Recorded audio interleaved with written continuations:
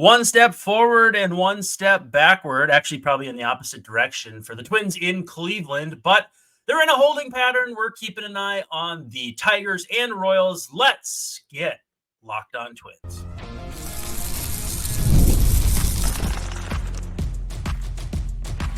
You are Locked On Twins, your daily Minnesota Twins podcast. Part of the Locked On Podcast Network, your team every day. Hey, hi, how are you? It's Brandon Warren, and this is Locked On Twins, your favorite Twins podcast, and your first listen every day. We greatly appreciate you. You can follow me on the tweets at Brandon_WARNE. I am a Twins writer plus podcaster. As you're listening to the show, you probably figured that out, but have been following the Twins for 30 years, covering them for about half that, and did some live professional coverage not that long ago, as Dave likes to tell you. When he drives the program, I have the wheel today, but he's Mr. Dave Brown at Answer Dave Brown on the tweets. Dave, how we doing? Hi, Brandon. I'm doing great. Twins got it's not a streak because it's only one game, but it's a winning smudge. Don't call it a streak because it's not. And so today on the program, I have a lot of stuff I'd like to get to. Certainly, things probably feel a little different if the Twins take Monday's game as they were set up to. We'll talk about that. It's Tariq Skubal Day for the Tigers, so we'll talk about that. And the path to the 6th seed might be the easiest path to the ALCS. Bullpen needs to figure this bleep out. And then I want to talk a little bit about the Jack Flaherty trade, because I am wondering if the Tigers did the Twins a favor. Now, before we get to that, today's episode is brought to you by Game Time. Download the Game Time app, create an account, and use code LOCKEDONMLB, and you'll get $20 off your first purchase. Again, that's code LOCKEDONMLB, and you will get $20 off your first purchase. You can catch every pitch of the Twins' hometown broadcast, by the way, with Chris Atterbury and friends on SiriusXM. Just download the SXM app. Up next for the Twins, it's going to be Bailey Ober against Tanner Bybee, a very, very strong pitching matchup. Pitchers having actually a surprisingly similar bit of seasons. The pitchers are separated by less than 2 innings, 7 strikeouts. They have the same number of walks, and Ober has allowed 1 more home run. So it should be a fun one. Let's say this, though. It's 5:40 first pitch. And again, SiriusXM, download the SXM app, check that out. Then the Twins will wrap the series with the guards, Simeon Woods, Richardson, and Joey Cantillo. So Twins then have Boston, Miami, and Baltimore.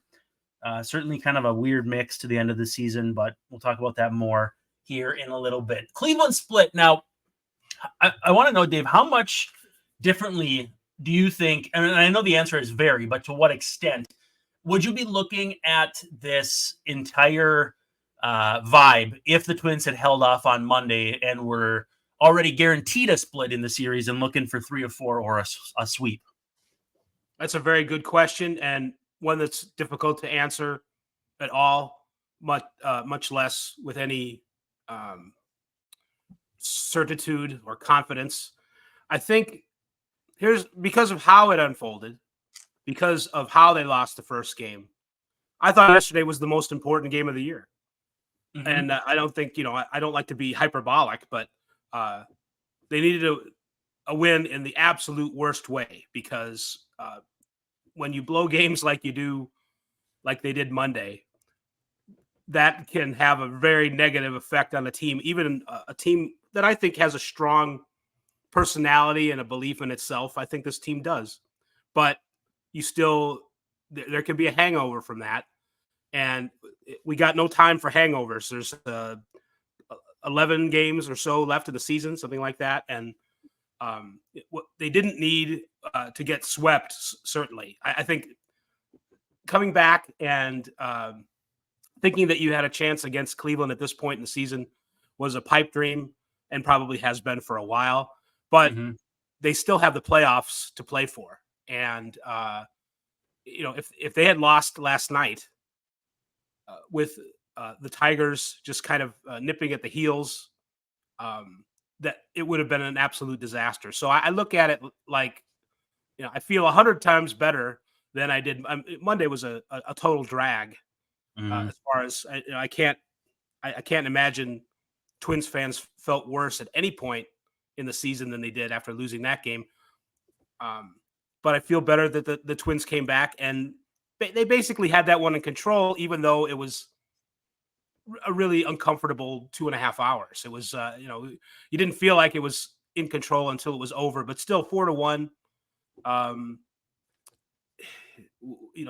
With Zebby Matthews starting on the mound is a great result. So I don't think that the team's in like super great shape or anything, but it's better than it would have been had they lost. I mean, I think obviously, but yeah, now they're not going to get swept, and I still think a split is probably the best that they were going to hope for anyway, because Cleveland's playing how it is and still wants to put the division away. So I feel okay. How about that? Twins win the Zebby start and lose the Pablo start because you can't predict ball. Similarly, the Tigers win the Casey Mize start, where he only goes 4 1/3 against Cole Ragans, who has been as good as anyone in that Royals bullpen. And so sometimes you just can't predict ball, and that is all the more proof those two games. Twins playoff odds on FanGraphs up to 82.8%, 20.9%. For the Tigers, things not looking so good for some of the teams behind the Twins. 0.9% playoff odds for Boston. Baltimore, 99.1%, but 5.5% in the division. So it's looking like things are getting pretty settled above the Twins outside of, if the Orioles continue to stumble, there maybe could be a shakeup, but it's fairly stable for this point in the season. As far as the Twins, they still could make a move above the 6th seed. But as things stand, at least last I checked, the 6th seed would get Houston in the wild card series, and in the division series, the Guardians. To me, that's a fairly acceptable path to the ALCS. Again, one, it's difficult to win the wild card series as the road team, but we also saw 2 wild card series teams make it and play each other in the World Series last year. So again, I'm not trying to conflate the two or say, hey, 6th seed means it's an easy path to the World Series, but it's not as doom and gloom if they get in as the 6th seed as we may have thought the last couple weeks. Yeah, well, I stand by kind of what I said the other day, that I'm not that impressed with any teams in the American League, any of them, not one. And they're all beatable. I saw a tweet from one of the Tigers writers after Monday, and I think that the Tigers have the best record in the American League since the point in the season where they dropped to 9 games under 500. I didn't have a chance to see when that is, but it's been a while ago because they're, I think they're 7 over now. So in that span, I don't know if it's a month or whatever. I mean, is that anything? Does that tell you anything other than the American League stinks? Which is, I don't know how that's possible that the entire league can stink, but we got a lot of, I'll call them mediocre good teams. The teams at the top. We've talked about the Guardians slipping back into basically a 500 team for 2 months. The Yankees, all Yankees fans do is complain. The Orioles are having the most miserable 20 games over 500 season I think I've ever seen. They're just, they don't know what to do with themselves. People are happy, generally speaking, with the Royals and the Tigers, but we're also not talking about teams that are, capable of light speed and getting away from the bad guys. So, and in the West, the Mariners, I give them credit, I guess, for kind of hanging in there, and the Astros, but that's that's the best team among mediocre, a bunch as well. So 6th seed, 5th seed, somebody is going to turn on a switch in the playoffs and start playing well. And it might as well be the Twins, I'd say. Since July 4th, the Tigers are 40-25. They were 39-48.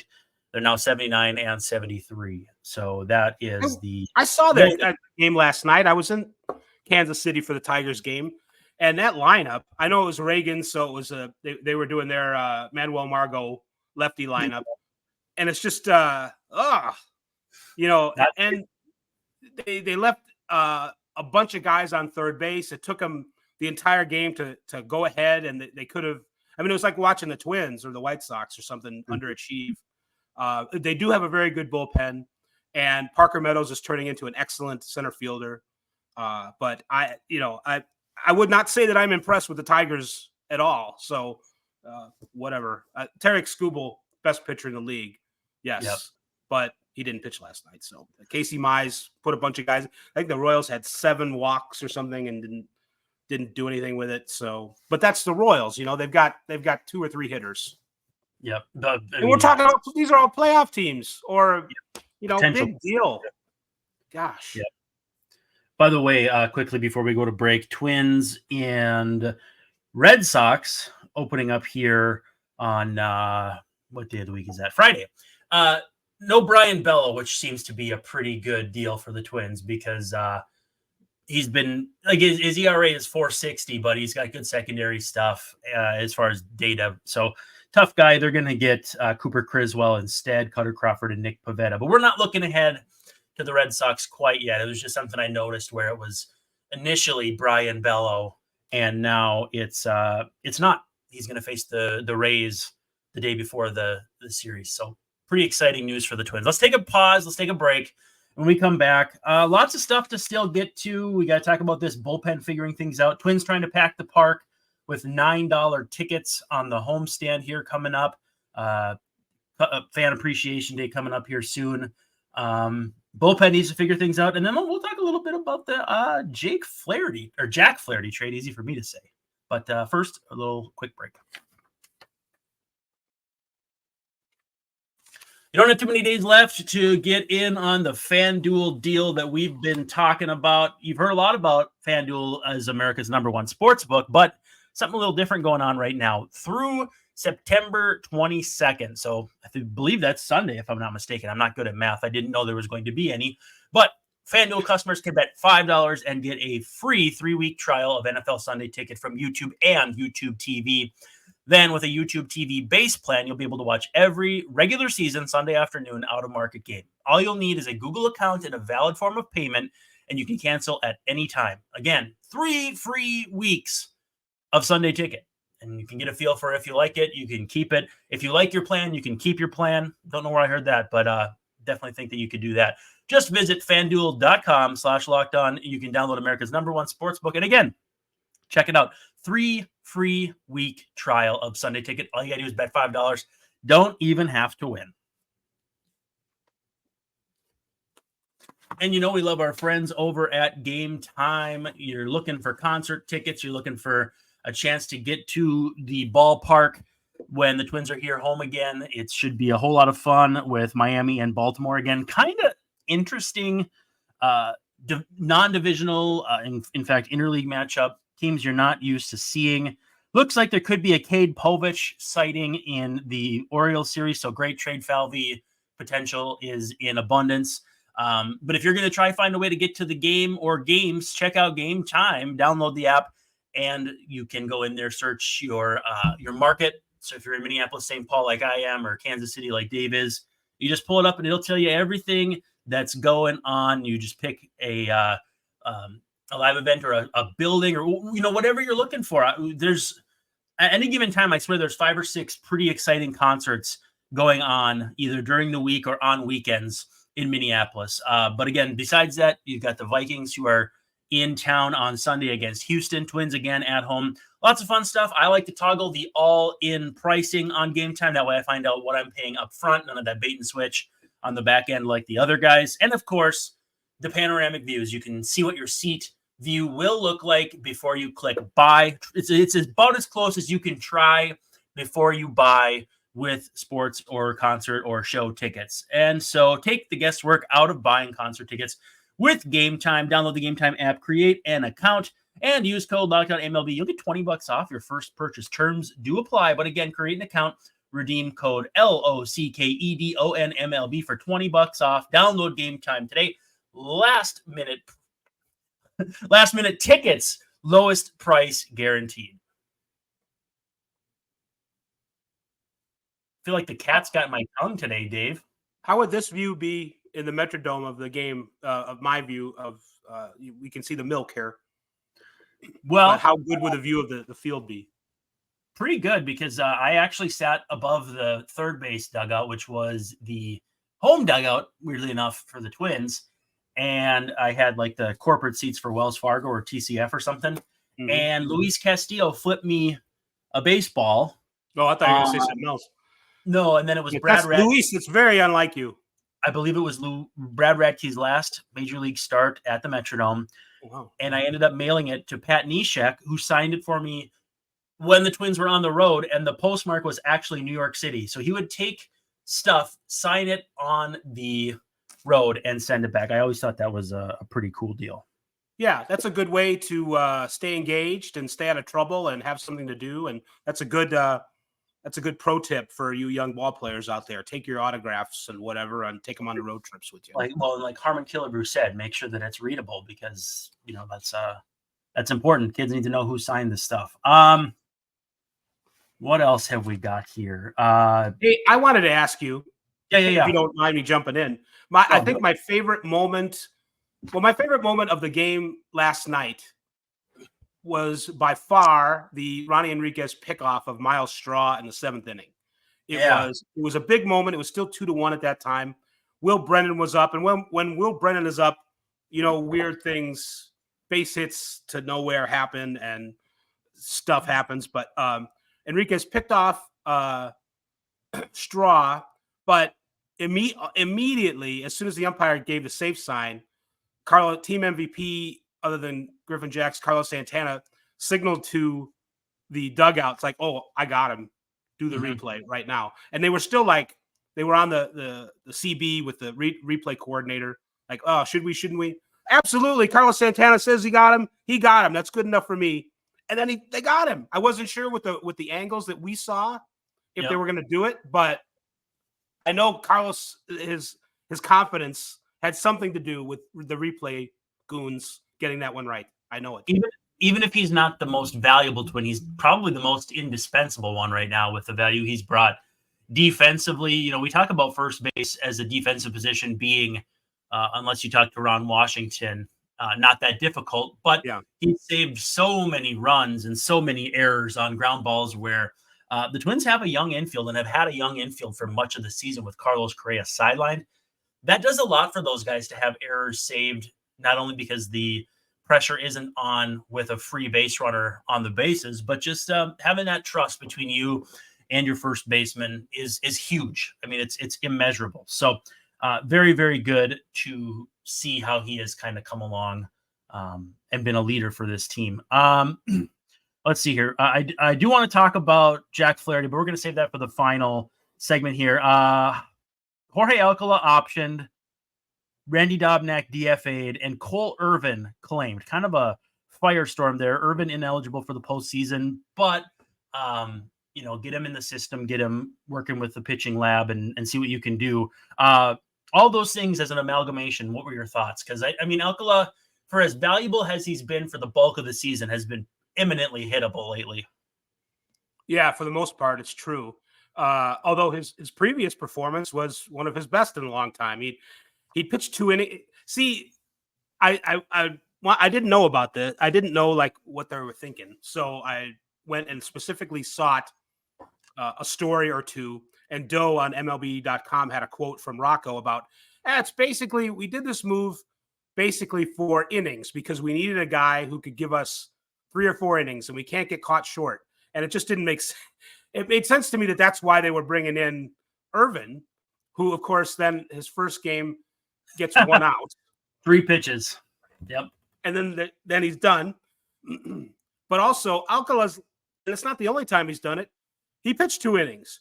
And there's still Louis Varland on the roster. Do we want Louis Varland to be pitching in multiple innings, no matter how much he can do it without hurting himself? They had him up twice late last night too. Like it was like, is he really going to go in there for the 9th inning with them up 3?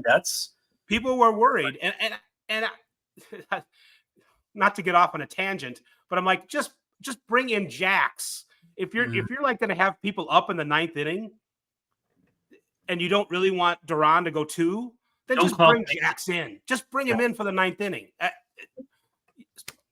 I guess the strain is getting to everyone because there's stuff that Rocco's doing lately that I don't understand. Well, but Rocco's like, what's that? Well, we talk about this like pitcher stress points they used to talk about. Yeah. Now you've had undue stress on Duran to start the inning, Jax to finish the inning, rather than just giving Jax a clean inning. If you were to choose beforehand, you'd rather have Jax get 3 outs starting with the bases empty rather than having Duran pitch high-stress pitches. His later pitches in the game, he got up to like 27, 28 pitches, and those last ones were high-stress. And all of Jax's were high-stress coming off a day before where they were high-stress and also a blow-up. I don't know. That's a lot to unpack. I know managing a bullpen is difficult, but that's just that's kind of stepping in it, if you ask me. Well, I think your instinct to go back. Your instinct should be to use Jax the day after that game yesterday.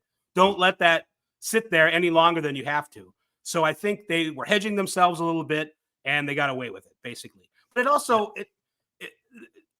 having Irvin on the roster, I understand he's really good against lefties. He can give you some length. He can start a game if you need him to. And they might.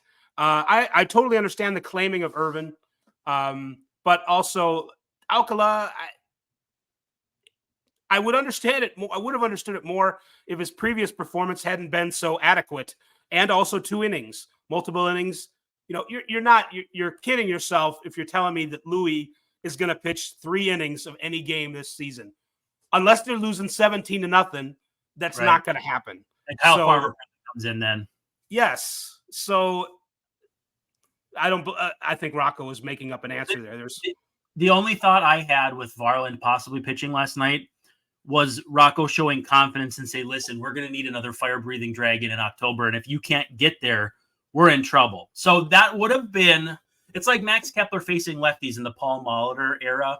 Like, listen, kid, if I'm going to let you face Andrew Miller later in the season, you need to do something against Zach Duke or Oliver Perez. Like show you can earn your keep against some of the other guys, and then we'll go from there. And that is like a sacrificial. Again, 3 runs. If you can't trust a pitcher with 3 runs, why are they on your roster? But it is still a save situation. I don't know. I thought there was a chance they might go that route. I do want to say, though, before we go to break, I see the potential allure with Irvin. They don't have a lefty in the rotation and haven't all year. He's tickled 95 with his fastball, not only this year, but his entire career. At varying points, he has had really good numbers with his cutter, with his changeup. And then at other times, absolutely terrible. So I think if you can find some consistency, you might have somebody, and he's not a free agent until after 2026. So you have 2 more years of control. Anytime you're from the left side and throw 95, the vibes I got were Yusei Kikuchi. I had some pitch people reach out and say, he's not that good. That's fine. I just think of when you can tinker with a guy who throws 95, you got a chance to turn them into something. And the Twins have shown with their current pitching power structure that they can find something out of nothing. Analytics department definitely seeing something longish term with Irvin is a reason why they brought him in. I think it is too bad that he's not eligible in the playoffs. He's definitely someone that Rocco would bring in a second to the postseason to pitch as a short reliever in the playoffs, or even as a piggyback to Festa or Simeon Woods Richardson as a lefty, where if you set up your lineup to face a righty and suddenly in the 3rd inning or 2nd inning you're facing a lefty, there could be some tomfoolery afoot. I envision a playoff game where like Festa or Webby starts and then Festa comes in, some kind of amusing rookie, roller coaster nightmare. So get ready for that. Just file that away for later. Well, I love that too. Yeah, let's take a quick break, our final break, and then we'll come back. I want to talk about a move the Tigers made at the deadline that I'm not sure was a good idea now. It was at the time, but maybe.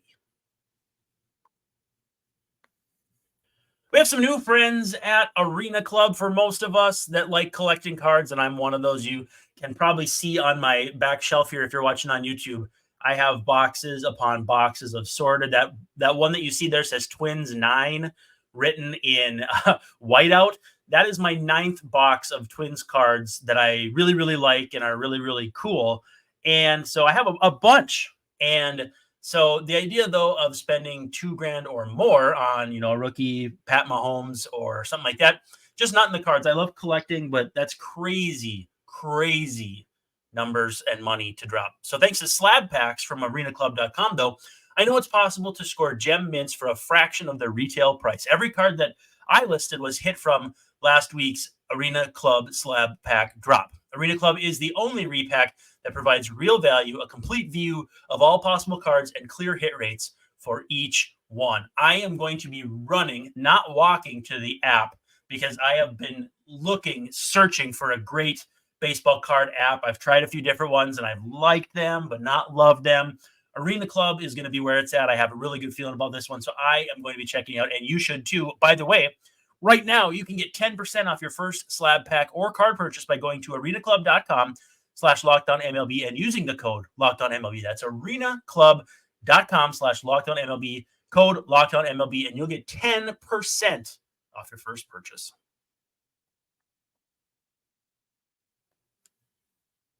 So, Dave, 10%, but my hand disappeared because of my chroma key. I'm surprised. You're wearing a green shirt. Is that why you're disappearing? Green? No, this is blue, isn't it? Don't tell me this is green. You're talking to a colorblind person. You're making me crazy. The dress is blue or it's gold. It's neither. That was my favorite green. Oh, it's terrible. Tigers, 20% out of the playoffs.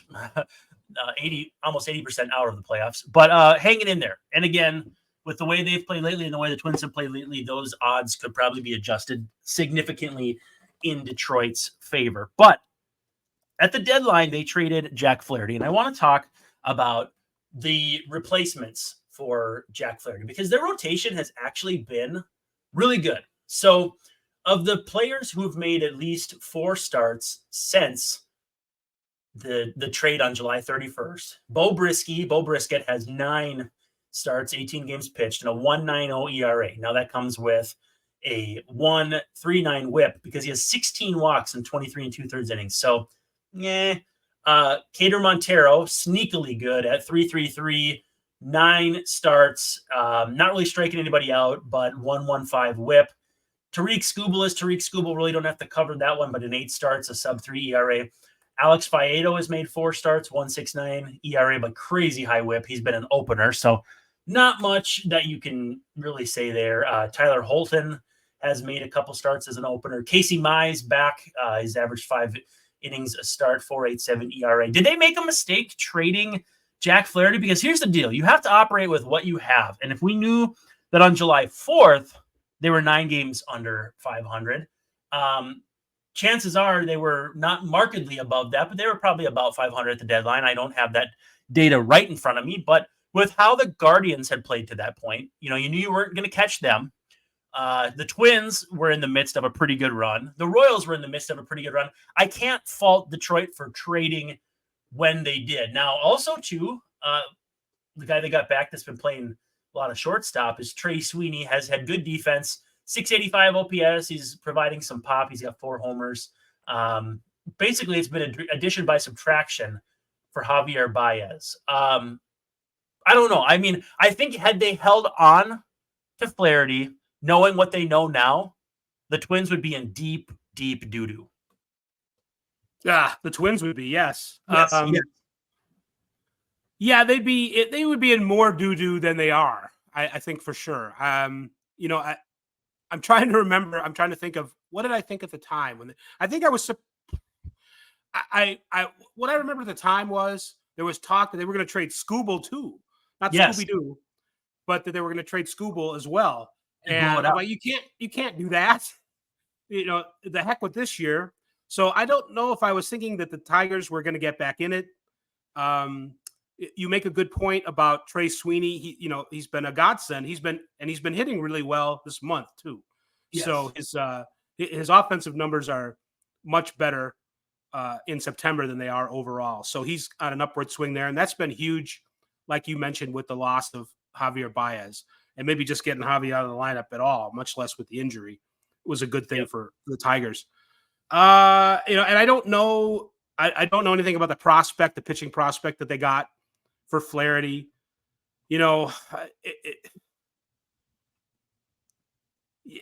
And was there a switch turned with, was that something that AJ Hinch could use?